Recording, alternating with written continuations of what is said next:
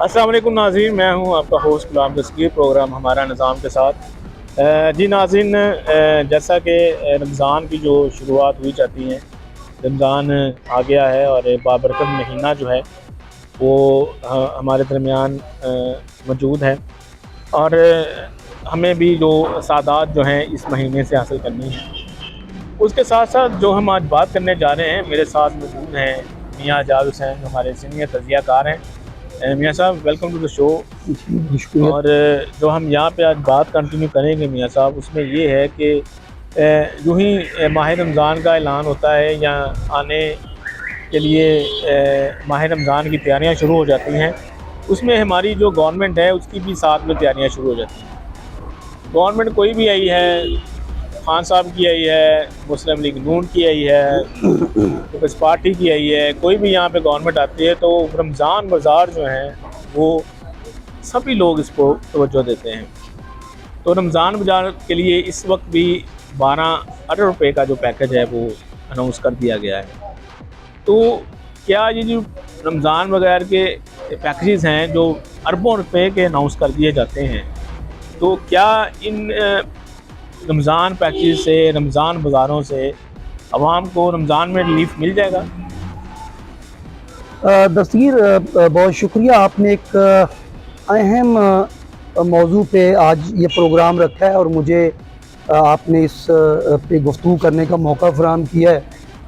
हकीकत है कि मैं ये समझता हूँ कि हम ऐसा, यानी पाकिस्तान ऐसा बदकिस्मत मुल्क है कि इसको 75 सालों के अंदर कोई ऐसी क़यादत ही मुयस्सर नहीं आई कि जो मामलात को समझती हो और जो इस्लामी जो रवायात हैं उसके मुताबिक पाकिस्तान के अंदर जो निज़ाम है उसको बनाए।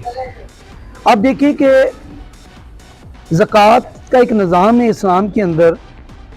तो जब इस्लामी हुकूमतें होती थी, अमीरुल मोमिनीन यानी हज़रत अबू बकर सिद्दीक़ रज़ी अल्लाह तआला अन्हु या दीगर जो हमारे अमीरुल मोमिनीन आए हैं, तो उसके अंदर आप देखें कि लोग ज़कात हाथों में लेके फिरते थे और ज़कात लेने वाला नहीं होता था।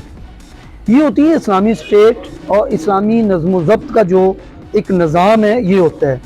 लेकिन पाकिस्तान 75 सालों के अंदर जितने हुक्मरान आए हैं वो बजाय इसके कि इस्लामी कवानीन के ऊपर अमल दरामद करवाएँ या ख़ुद से वो निज़ाम लेके आएँ जिससे आवाम को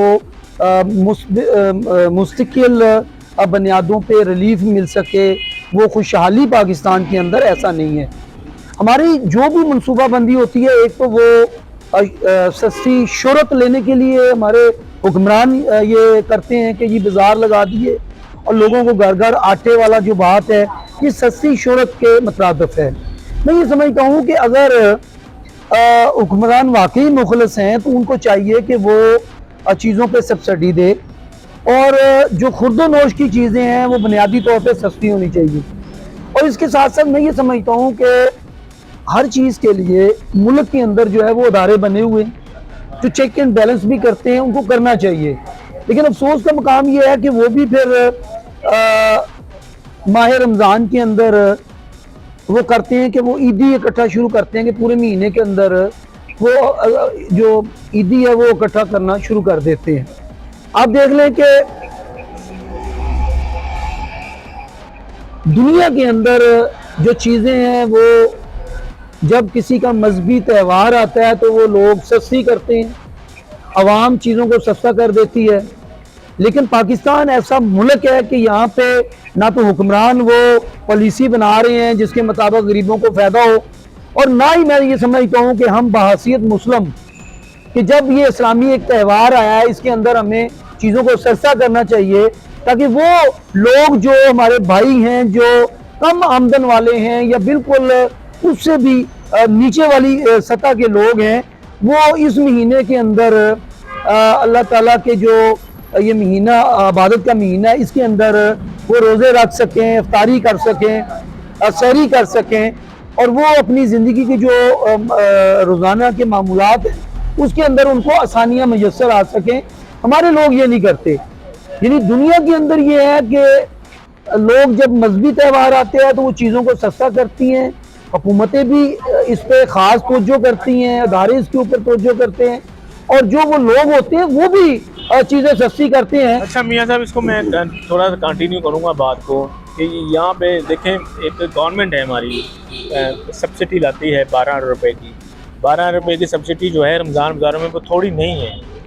अगर इसी सब्सिडी को देने की बजाय अगर ऐसा ऐलान कर दिया जाए कि आम दुकानों पर जो है बिल्कुल जी। ये सारी चीज़ें जो हैं आम बंदे को मिलेंगी, और इस जो 12 अरब का जो पैकेज है वो उसमें रिलीफ दे दिया जाए, यानी कि एक चीज़ अगर 20 रुपए की मिल रही है तो उसको 10 रुपए का कर दिया जाए, लेकिन आम दुकान पे कर दिया। ये ना हो कि वो बाज़ार जाना पड़े। अब देखिए, इसमें बहुत सारे पहलू हैं। अगर आप रमज़ान बाज़ार लगाते हैं तो उसके लिए वहाँ पे जाना पड़ना है, उसके लिए आपको कन्वेंस चाहिए, उसके लिए जो माजूर आदमी है वो कैसे जाए, उसको कोई सहारा चाहिए, वो नबीना है, वो बुजुर्ग है, तो इसके लिए क्या मराते हैं। बस ये मैं यही बात कह रहा हूँ कि ये तो अपनी जगह आपकी चीज़ें बहुत खूबसूरत आपने बात की है कि लोगों को इसके अंदर भी मसाइल हैं कि वो किस तरह से वहाँ पे जाएंगे और चीज़ें वहाँ से ख़रीदेंगे। मैं कहता हूँ कि अभी वज़ीर आला पंजाब ने ये ऐलान किया है कि हम घर घर जाके आटा तकसीम करेंगे। मैं कहता हूँ खूबसूरत बात है, चलें ठीक है कि आप घरों के अंदर इससे नफ्स मजरूनी होगी, आप घरों के अंदर आटा देंगे, लेकिन मैं ये समझता हूँ क्या इसके ऊपर अमल होगा? क्या इसकी आड़ के अंदर जो गरीब हैं, जो मुस्तहिक हैं, क्या उनको आपका दिया हुआ आटा पहुँच जाएगा, या आपके जो मंजूर नज़र लोग हैं, आपके पार्टी के जो कारकुन हैं, क्या उनको ये फ़ायदा होगा, आप उनको नवाजेंगे? और ये हकीकत है कि हर हुकूमत के अंदर अगर आप तहरीक इंसाफ की बात करें तो उन्होंने भी सेहत कार्ड के हवाले से उन्होंने एक काम किया, तो उस वक्त भी मैं समझता हूँ कि मैंने ये इस पर भी एक प्रोग्राम था आपका, तो उसमें भी मैंने ये कहा था कि क्या ज़रूरत है इन सस्ती शोहरत हासिल करने की। अगर आप साल के बाद असम्बली के अंदर बजट पेश होता है, आप हर अदारे के लिए आप तय करते हैं कि जी सेहत के लिए कितने अरब रुपया आप रखना है, आपने ट्रांसपोर्ट के लिए क्या रखना है, आपने फलां के लिए क्या रखना है, तो ये मैं समझता हूँ कि फिर हर आदमी बिला तफरीक, चाहे वो सरमायादार हो, गरीब हो, वो जाए और जाके वो अपना इलाज करवाए। लेकिन ये जो चीज़ें हैं कि जी फलां को देंगे जी, आप फलां जगह पे आएंगे, आप कार्ड ले लें जी, आप पर्ची ले लें जी, भाई हमें इन पर्चियों से बरी कर दें, माफ़ कर दें।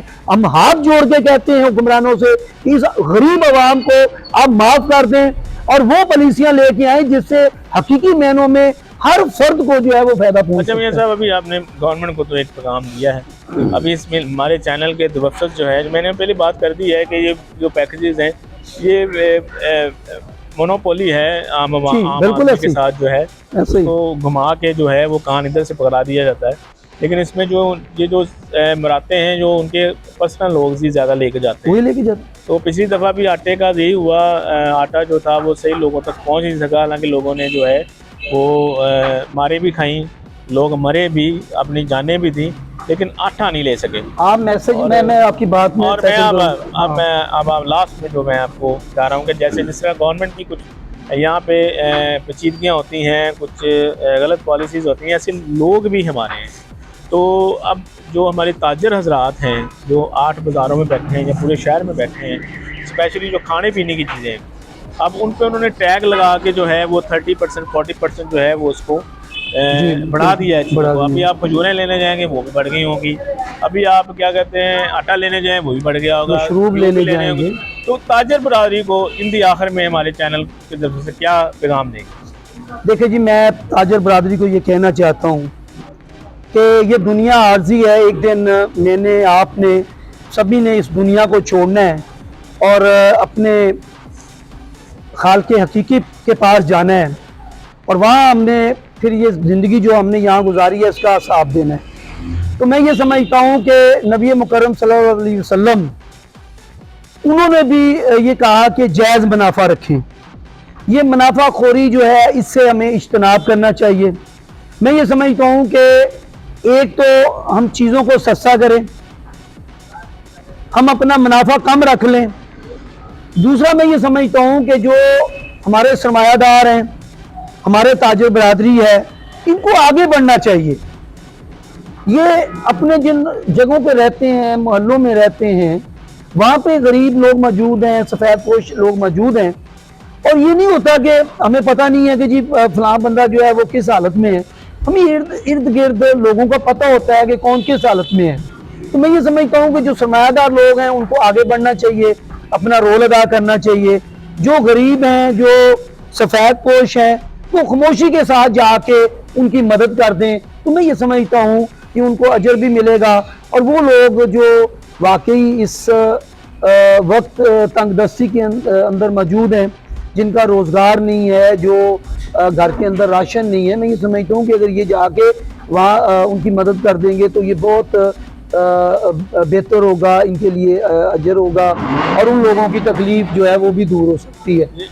जी नाज़रीन, ये था हमारा आज का प्रोग्राम, जिसमें हमने कोशिश की है कि जिस तरह हमारी पॉलिसीज़ जो हैं गवर्नमेंट की कुछ नाकस होती हैं, कुछ पसंदीदा पॉलिसीज़ भी होती हैं, जिसमें स्पेशली रमज़ान बाज़ार है। रमज़ान बाज़ार आई थिंक ये रमज़ान बाज़ार की जगह हमें ना आम दुकानों पर चीज़ों को सब कुछ सस्ता करना चाहिए, ताकि आम पर्सन वहाँ पे जाके जो है वो अपने डोर स्टेप पे बाहर निकले।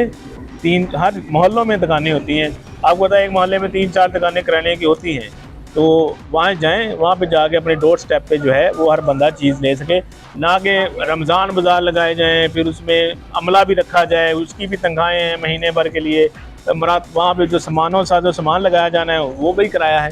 तो दूसरा मियाँ साहब ने पैगाम दिया कि यहाँ पे जो ताजिर बरादरी है, ताजिर बरादरी को भी चाहिए कि ज़ख़ीरा अंदोज़ी से जो है वो इज्तनाब करे, और जो पहली की चीज़ें हैं, जैसे एक चीज़ 10 रुपये की बिक रही थी उसको 8 रुपये करें, प्लीज़ उसको 20 रुपये या 15 रुपये तक ना लेके जाएँ, ताकि जो आम आदमी हैं, जो गुर्बत की लाइन के नीचे से ज़िंदगी गुजार रहे हैं या गुर्बत की ज़िंदगी गुजार रहे हैं, या मिडिल क्लास तबका जो है, जो सफ़ेद पोश हैं, वो रोज़ा रख सकें, ताकि उनकी जो इनकम है, आपको पता है आजकल के दौर में बहुत ही कम जैसे हालात जा रहे हैं, तो इनकम्स कम है और महंगाई 3 गुना, और रमज़ान में जो है वो 3 से 4 गुना बढ़ जाती है।